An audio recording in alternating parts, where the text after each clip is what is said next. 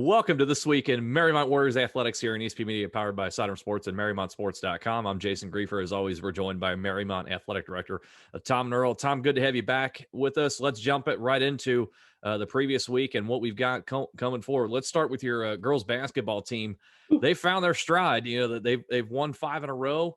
After a big week this last week. We talked about that, taking on Wyoming and Indian Hill, who were undefeated in the league to start things off going into the week. And of course, your girls ended both those undefeated starts for them. In particular, Indian Hill ending their 22-game league win streak. So they're coming on strong, playing very, very well, 10-4 on the year overall. And the thing that gets me too is they're allowing just 25.5 points in league play thus far through 6 games. So not just small sample size. They've played some games and allowing just under 26 points per game, which is just crazy. So when they see these results are coming in, and especially now knowing that they're doing it on a consistent basis, how much of a mental edge can that give them, knowing that the opponents are going to see tape and see how good this team is and see how much of a grind it's going to be just to even come close to 30 points? Yeah, I think it's a big plus for them. We went in this week trying to avenge the Wyoming game that we lost earlier. They shut them out in the first quarter. We put up 18. Yeah, you get an 18-point lead in the first quarter. It's usually going to bode well for you. And then Yeah. the defense in the Indian Hill game was outstanding. And we're getting some different shooters every game. Madison Kaiser, I think, shot 18 on Saturday. Kendall Spreen was a hot hand against Wyoming. And they're getting, Valentine's getting a lot of the point. Shoemakers playing great defense. So they're getting a lot of contributors as we go through this. And, we knew we were young going in, but they are really coming through right now. And the schedule is working in our favor a little bit. We have Wednesday off this week. They play, they play Saturday, then they're off Monday. They play Wednesday, Saturday. So we kind of got through that hard grind of 3 games in a week, 4 games in a week. And so hopefully the legs get a little bit rested and finish strong coming down the league stretch here. Do you think that can pay off for your team down the road, that they're through the stretch where it's 3 games a week, and other schools such as Indian Hill or Deer Park, they're having to play catch up in that regard? Absolutely. Absolutely. We get back on a regular routine, and so it's going to give them an extra day of rest, day off. They can clear their minds. They're not getting a 1 day of prep for an opponent. So we still have Indian Hill again. We're done with Wyoming. We still have Madera again. And then we have our other league schools. So they still have to go out and play, but the schedule spreads out a little bit. That's definitely a plus. Over on the boys' side, things not going so well. After winning 4 in a row up until a couple of weeks ago, they've now since dropped 4 straight. Hughes, the big one, to Elder. Of course, Elder just beat Moeller this past week, so everybody has seen how good Elder is this season. So you take your hat off to Elder for what they did there. But then you have the 1-point loss to Taylor, and then Indian Hill gets you by 11. And one of the things I'm noticing during this stretch right now is the offense has really seemingly hit a wall. The first 9 games of the year, you're averaging nearly 59 points per game. During this 4-game slide, your team's only averaging 42 points per game. Is there one thing that the coaches are trying to figure out, or trying to work on, I should say, to get the offense cranked back up, especially ahead of a game coming up against Wyoming, who is always one of the best defensive teams in the league? Yeah, I know Coach Caldwell preaches defense a lot, and so you can't always score more points, but you can always play defense, and that's what the coaches will always say. When we started off hot, we were playing some teams we hadn't played before, which worked in our favor. We were pretty aggressive. The Hughes output was a good scoring output. Elder is Elder. I mean, that's a big D1 school that just knocked off the Giants, last Friday. So good for them. But our game against Taylor, pretty good defensive struggle. Lost one of our players in the first quarter, which hampered our scoring there. But we had the lead. We had a 5-point lead at the end of the third quarter going in that game. I think we stretched it to 8. Just didn't take care of the ball. So shame on us. We got them into foul trouble. We never took advantage of it. And then Saturday night against Indian Hill, give Indian Hill credit. We're a little flat. That was a very tough loss. We had the last shots at the basket on Friday night, and everyone just seemed a little bit flat. So, yeah, we've got to get some wind back in our sails. There's not a whole lot of rest. Finneytown comes knocking tonight. Wyoming comes knocking on Friday. But then the schedule works out for the boys, too. They get a couple Saturdays off. So hopefully they can regroup and and go. They're a very aggressive bunch on offense. So get our running back, get back into it. Yeah, a win here, a win there. We're right back in the middle of it. Is this something the way the offense has been struggling as of late that is now becoming more of a concern for the coaches, given the fact that we're now 4 games into it, or is it something they feel like maybe they're turning the corner on and they've got a good handle on how to fix it going forward? No, I don't. I don't think they're panicking yet. Like I said, in that stretch, you got Elder, and that's I mean, what they won. They beat Moeller 42-40, so they don't Yeah. give up points. They don't give up points there. Like I said, having an injury, losing one of our scorers Friday night, that impacts those 2 games there. And so we'll get a little bit more concentrated on who's doing our scoring now. But no, we'll run our offense. We get into it. We run. Coach likes a transition. He likes a fast transition. So we have to get back to that. Let's jump into the pool. And teams were at West Claremont over the weekend. We talked about Nathan Cox a week ago and his post Mariemont plans. He's going Mm-hmm. off to dive at the University of Denver for college, and he goes and wins the West Claremont Diving Classic, which is a pretty big deal. A lot of really good divers, a lot of good swimmers, in that thing. So that's nothing to shake a stick at there as well. So a big day for him. How is he and your swimmers now feeling as they're heading into a pretty big showdown with Madeira coming up? It's we faced Madeira earlier. We're getting towards the end of the season now. We've got Madeira this week. We've got CHCA next week, and then it's a sectional tournament. So some swimmers are going to start their taper. But Nathan's is in his stride. He's had a great year. He set the school records week before on our board here, a pool record, school record. So good for him. The Yep. swimmers are really tuning up the boys with Mike Sell and Forbes and Fonstock and Cooper. They're really swimming well now. They're putting some times together. They're getting that consistency of swimming every week. And same thing with the girls. We've got Ava Ellis and we got Jacqueline out there and just knocking it out, putting great times in, getting multiple events. So I think the swimmers are ready. It's been a long season just because of the way the season's been. So it's going to be good to get out of our pool, get to sectionals. But I Yep. think they're ready. I think they're excited to see what we can do. And a really good springboard in towards the regular final weeks of the regular season with their performance up at West Yeah. Claremont. Let's move on to the lanes, and let's start with the girls. And they're kind of in a tough spot right now. You're playing in a very tough league. The CHL is very good this year. Taylor's off to a good start. Wyoming has set a school record for wins Mhm. this season. They're bowling well. But in looking at your team, the last few times out have been rough. You've only had four bowlers to go, Yeah. so you're already playing behind there, and yet they're still wanting to go out and compete, still wanting to take on these matches when you could easily see some other schools say, we're down a bowler, we're down 2 bowlers, we're just going to opt out, so to speak. But your team's not doing that. So what can you tell us about the resolve and the toughness from these young ladies to want to go out and compete, knowing that they're shorthanded these last few matches? Well, it makes it difficult. It makes it difficult to win. But bowling's kind of an individual team sport as well as some of these other sports. So they can go out and they can throw their high games. They can get ready for the sectional tournament as well because individuals can qualify for the districts. And so they keep going out and getting after it. Ashley Faulkner, one of our team leaders, she's a 4-year bowler for us. She's been good for all 4 years. She keeps bumping that average up a little bit, and she's getting ready for districts. And so, it's just a matter of we've got games to play, and Yeah.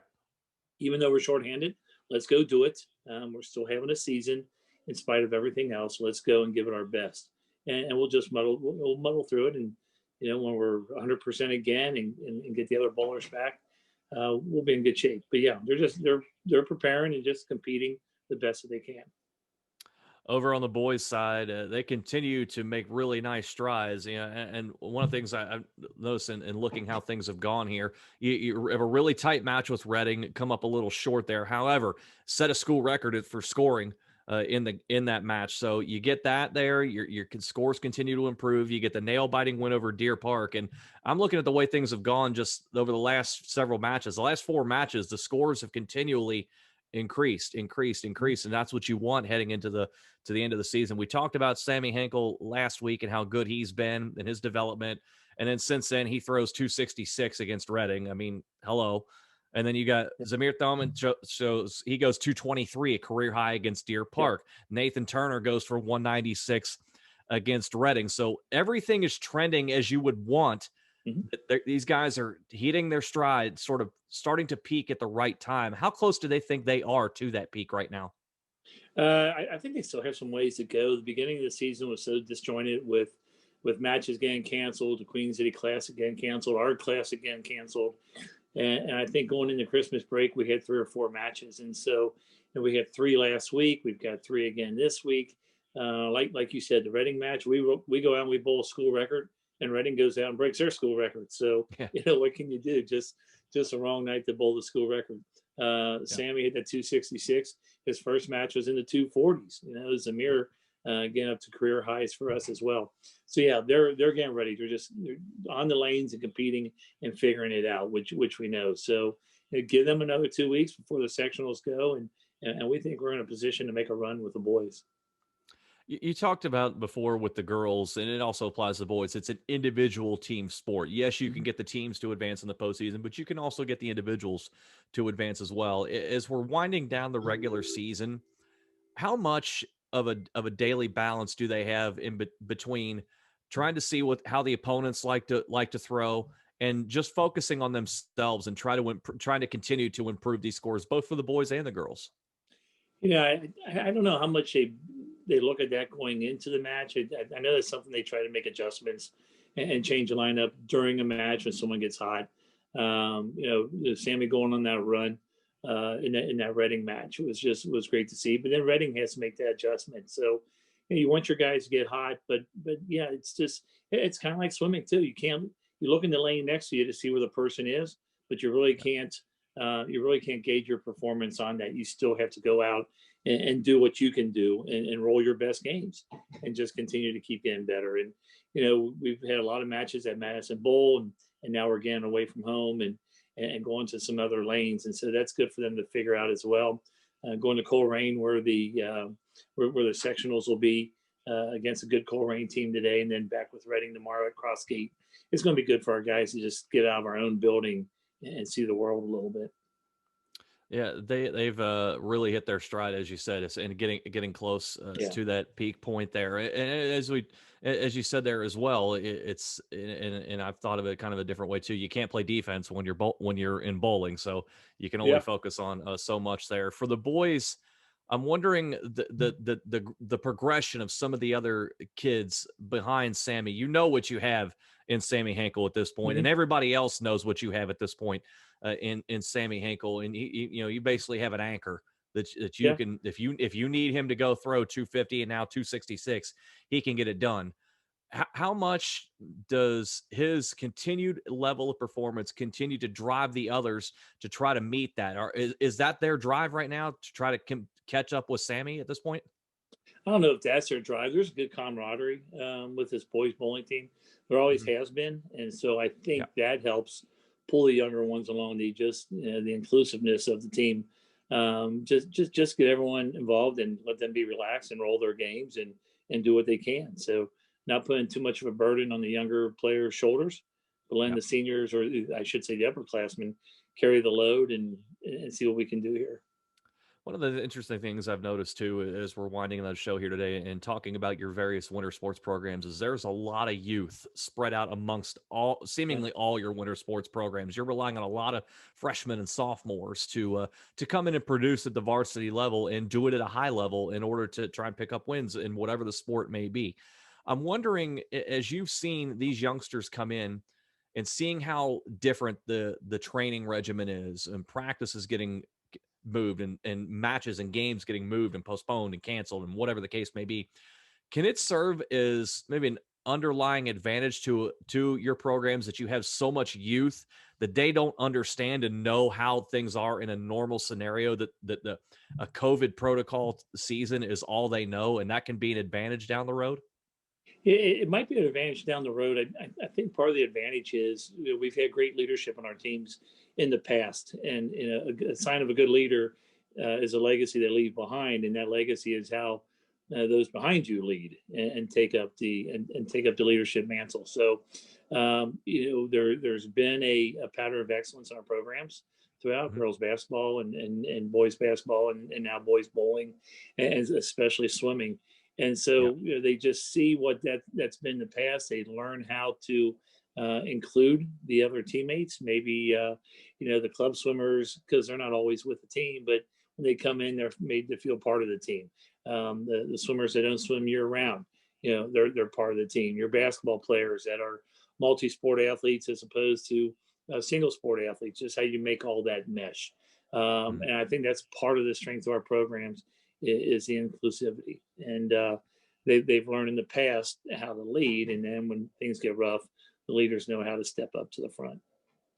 Lastly, before I let you go here, we're talking about this winter sports season, and right now it's gone off pretty smoothly in the grand scheme of things. Mhm. Not a lot of shutdowns and whatnot for your programs, which is a good thing, and obviously it's a credit to you and to your student athletes and coaches that everybody's been able to stay safe during this time. I'm wondering for you as an athletic director, how often are you checking emails, creating emails, on phone calls, talking about games and practices getting moved, or calling other schools to say, hey, can you pick, do you want to pick up a game here, do you want to pick up a match there? How busy is that aspect for you? Yeah, from that aspect of it, as I told our boosters last night, basketball season this year is like baseball season, because someone cancels on you, the day before a game. They've had a positive test, they have to quarantine, and so then you're working the phones, working emails, trying to find an opponent for tomorrow night. I have officials, I have ticket sales, I have everything ready to go. Who wants to play? Which is what happens with baseball. A lot of times, teams get rained out, games had to be made up, people get dropped. So between your coaches working their networks, between ads working their networks, yeah, you scramble and you find games. Sometimes it's 18 hours before the game. It might be 22 hours before a game, but you're finding people to play, and all the ads are in the same boat this way. And so we have to work together. And there's probably some that don't, but we want our kids to have as full of a season and as good of an experience that they can. And so whatever it takes, working the lines, checking your phone at all hours for emails of who's looking for games, because someone's always looking, or directing someone to a school that's looking for games. Any way you can help, we just all work together. It's been tiring, but that's our job. And Yeah. so years when there's no snow cancellations, no delays, no problems, okay, those are easy ones. So we made up for about 20 years worth of those this year. That's fine. That's our job. That's what we do, and that's what the kids deserve. That's what our people deserve. And not only yourself, but all the other athletic directors in the area have done a great job in facilitating that and working together. And Mhm. I can imagine in quote unquote normal seasons, you may not necessarily always get 100% cooperation from a lot of other athletic directors for a lot of different reasons. Everybody Yeah. has their own situations to deal with there, but yeah, you're certainly doing a great job there at Mariemont, Tom. We certainly appreciate a little bit of your time here today. Rest up when you can, and we'll check back in with you next week. Sounds good. Good seeing you. Thanks for the time. Absolutely. That is Marymount Athletic Director Tom Nurl joining us for this week in Marymount Warriors Athletics here at MariemontSports.com and ESP Media powered by Sidearm Sports.